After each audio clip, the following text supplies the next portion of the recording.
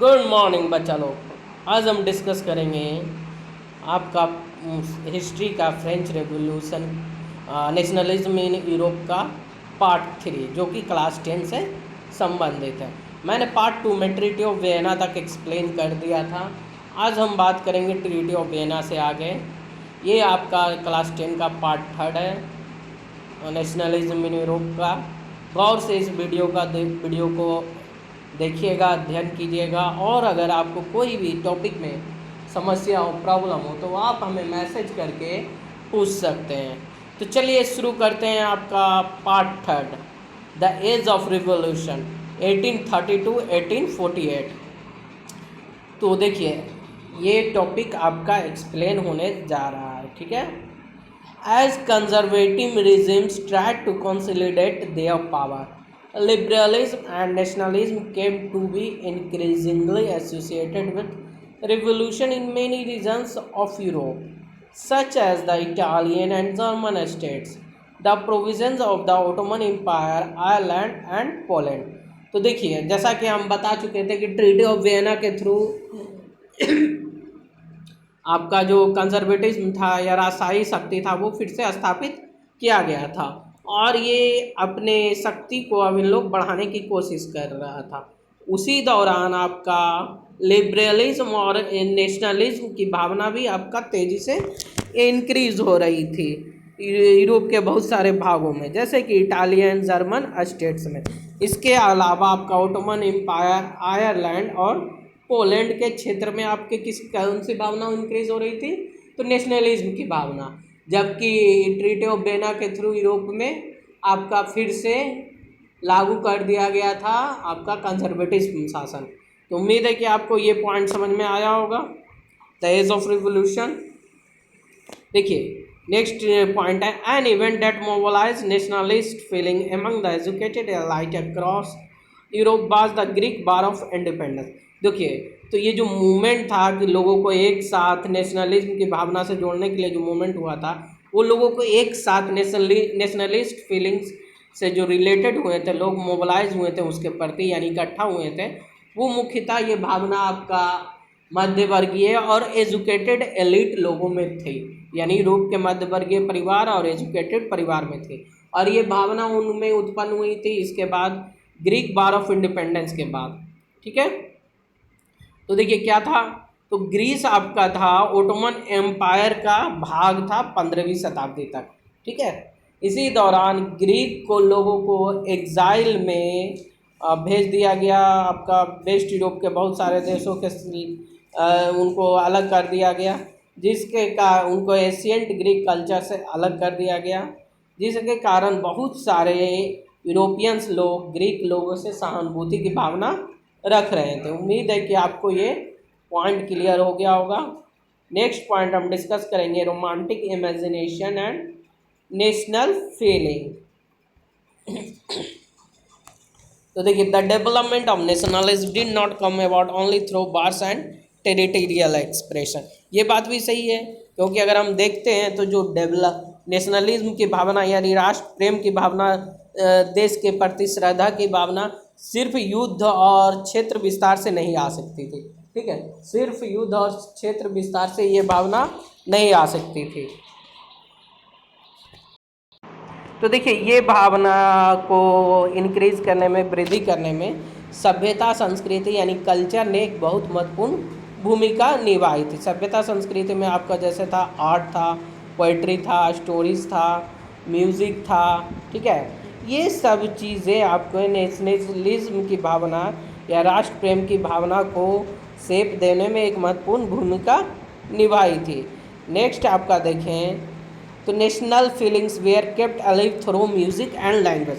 जो national feeling थी, राष्ट्र प्रेम की भावना थी, ठीक है, वो मुख्यतः आपको लोगों के मन में जीवित रखा गया था संगीत के द्वारा और भाषा के द्वारा, ठीक है। अगर हम बात करते हैं नेक्स्ट पॉइंट के बारे में, तो कैरोल क्रूपेंस्की, ठीक है, इन्होंने नेशनल स्ट्रगल को जो क्रिएट किया था, वो कैसे क्रिएट किया था लोगों के मन के प्रति, देश के प्रति नेशनलिज्म की भावना इम्प्लीमेंट करने के लिए। तो इन्होंने ओपेरा, म्यूज़िक, है ना, फोक डांस, ये सभी चीज़ों का सहारा लेके, इसके अलावा नेशनलिस्ट सिंबल का सहारा लेके लोगों को में मन में देश प्रेम की भावना उत्पन्न की थी। साथ ही साथ अगर हम नेक्स्ट पॉइंट देखते हैं तो भाषा यानी लैंग्वेज भी एक महत्वपूर्ण भूमिका निभाता है किसी भी राष्ट्र में को लोगों को राष्ट्र से जोड़ने के लिए, यानी देश प्रेम की भावना से जोड़ने के लिए। अगर नेक्स्ट पॉइंट हम देखें तो देखिए क्लर्जीबर्ग जो कि पोलैंड में रहता था, वो मुख्यतः लैंग्वेज का ही प्रयोग लोगों में नेशनल रेसिस्टेंस के प्रति लागू करता था। लैंग्वेज का प्रयोग वो एक तरह से हथियार के रूप में करता था।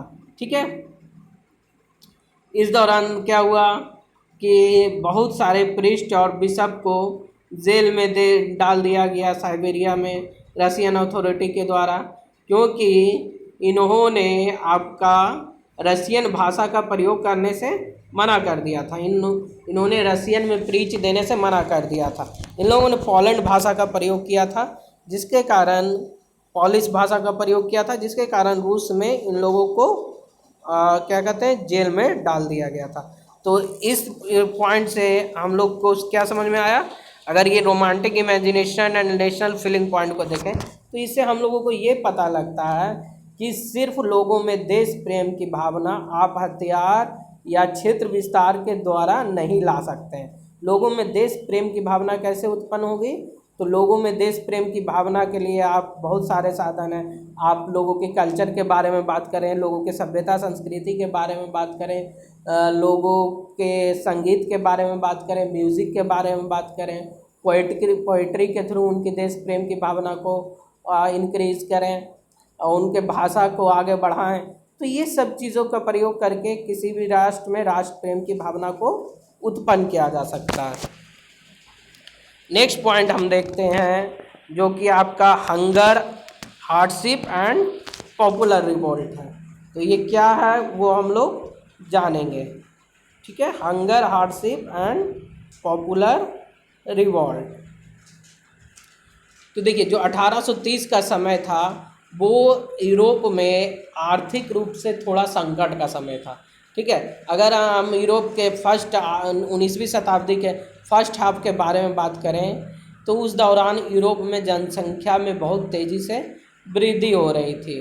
ठीक है, जनसंख्या में वृद्धि होने के कारण इन सभी देशों में क्या हो रहा था कि जॉब की कमी हो रही थी और जो जॉब सीकर थे वो मुख्यतः एम्प्लॉयमेंट की खोज कर रहे थे।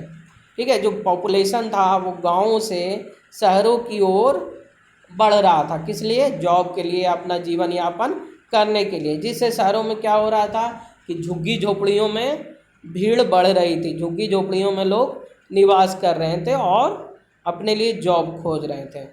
अब क्या हुआ कि लोग जब शहरों की ओर पलायन किए तो इस दौरान भोजन की कमी होने लगी, अनएम्प्लॉयमेंट बढ़ा। ठीक है, जिसके कारण अनएम्प्लॉयमेंट के कारण लोग सड़कों पर आने लगे। इस दौरान आपका नेशनल असेंबली का गठन हुआ और नेशनल असेंबली ने एक रिपब्लिक राष्ट्र का गठन किया। ठीक है, इस नेशनल असेंबली ने सफरेज दिया। सफरेज का अर्थ होता है यहाँ पे वोट देने का अधिकार। ठीक है, सफरेज के थ्रू यानी जो भी मेल सदस्य थे उन लोगों को दिया राइट टू वर्क और वोट देने का अधिकार, जिनकी आयु 21 साल थी से अधिक थी। तो नेशनल असेंबली ने लोगों को एक तरह से काम करने का अधिकार दिया। ठीक है, अगर 1845 ईस्वी की बात करें तो जो सेल्सिया के वीवर थे, इन्होंने जो कॉन्ट्रैक्टर होते थे, जो रॉ मटेरियल इनको सप्लाई करते थे बनाने के लिए, वस्त्र बनाने के लिए, उनके खिलाफ इन लोगों ने क्या किया, आंदोलन शुरू किया। ठीक है, तो ये कॉन्ट्रैक्टर क्या करते थे कि इनको रॉ मटेरियल देते थे, ये रॉ मटेरियल से वस्त्र बनाते थे और जो फिनिश्ड वर्क होता था, फिनिश्ड टेक्सटाइल होता था, इसको क्या करते थे, वो इंपोर्ट करते थे। तो इन लोगों ने जो सेल्सियस के वीवर थे, इन्होंने इनके खिलाफ आंदोलन किया। ठीक है, आंदोलन का क्या कारण था वो हम लोग जानेंगे। देखिए 4 जून को 2 बजे रात को लोगों 4 जून को 2 बजे दिन को, ठीक है, 4 जून को 2 बजे दिन को लोगों का क्राउड है ना, वीवर का क्राउड अपने घरों से निकला और कॉन्ट्रैक्टर के घरों तक उन लोगों ने मार्च किया। और चूँकि कॉन्ट्रैक्टर इन लोगों से काम करवाते थे, लेकिन इनकी मजदूरी बहुत ही कम होती थी, जो इनके जीवन यापन करने के लिए पर्याप्त नहीं होती थी। तो इन लोगों ने कॉन्ट्रैक्टर के घरों तक मार्च किया और हायर वेज यानी अधिक मजदूरी की मांग की। ठीक है। तो अब चूंकि कॉन्ट्रैक्टर लोगों ने देखा कि गांव के लोग, सेल्सिया के लोग उनके पास आ रहे हैं, तो इन लोगों ने डर के मारे अपने परिवार को साथ में लेकर पड़ोस के गांव में जाकर छुप गया। ठीक है। लेकिन इन लोगों ने उनको एक भी लोगों को शेल्टर वहाँ नहीं मिला उस पड़ोस के गांव में। तो इन लोगों ने वापस 24 घंटा में अपने गांव की, अपने घरों की ओर लौटे और सरकार से अनुरोध किया आर्मी भेजने का। ठीक है। तो जब आर्मी आया तो लगभग इन आंदोलनकारियों पर आर्मी ने बंदूक चलाया, उन पर अत्याचार किया। और इस दौरान आपका कितने वीवर, 11 वीवर को गोली मार दिया गया। तो ये एक तरह से लोगों का एक आंदोलन था। ठीक है, जो आपका यहाँ सेल्सिया में हुआ था अत्याचार के खिलाफ। उम्मीद है कि ये पॉइंट आपको समझ में आ रहा होगा। अब हम बात करेंगे 1848 the revolution of the liberals, liberal लोगों का आंदोलन। तो देखिए, जो पुअर थे, अनएम्प्लॉयमेंट लोग थे, और जो गरीब कृषक थे, पीजेंट थे, ठीक है, वो यूरोप के बहुत सारे देशों में उन लोगों की स्थिति एक समान ही थी। और यूरोप के बहुत सारे देशों में ये 1848 से ही काम कर रहे थे। ठीक है। इसी दौरान एक रेवोल्यूशन को लीड किया गया आपका मध्य वर्गीय लोगों के द्वारा। ठीक है। इस रेवोल्यूशन में महिलाएं, पुरुष जो कि लिबरल क्लास से संबंधित थे, वो एक साथ आए और उन्होंने अपने अधिकारों की मांग की और ये मांग किया कि कॉन्स्टिट्यूशन की स्थापना हो और नेशनल यूनिफिकेशन हो। ठीक है। तो इसी के लिए इन्होंने कॉन्स्टिट्यूशन का ड्राफ्ट तैयार किया एक जर्मन नेशन के लिए। ठीक है, जो कि मोनार्ची के द्वारा गठित होगा, जो कि संविधान पार्लियामेंट के अंडर होगा। ठीक है। इस दौरान आपका विलियम IV जो कि पर्सिया का राजा था, इसको रिजेक्ट कर दिया। ठीक है। और अन्य दूसरे मोनार्की स्टेट्स को ये ज्वाइन कर लिया और इन्होंने जो इलेक्टेड असेंबली हुआ था यहाँ जर्मन नेशन में, उसका इसने विरोध किया। कौन? तो विलियम IV। तो देखिए, जब विरोध हुआ तो उस दौरान अरिस्टोक्रेसी और मिलिट्री बहुत ही क्या कहते हैं, स्ट्रांग थे। ठीक है। जिसके कारण जो ये पार्लियामेंट था उसको इन्होंने उखाड़ फेंका, इस पार्लियामेंट को इन्होंने इरोड कर दिया।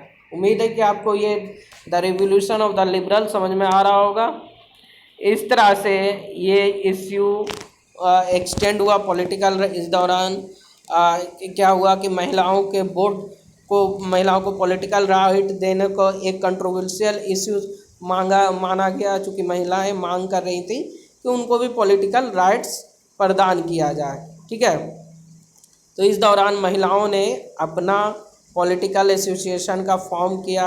ठीक है। इन्होंने महिलाओं के लिए स्पेशली न्यूज़पेपर का फॉर्म किया, न्यूज़पेपर निकालना शुरू किया और महिलाओं ने पॉलिटिकल मीटिंग और डेमोन्स्ट्रेशन में भाग लेना शुरू किया। ठीक है।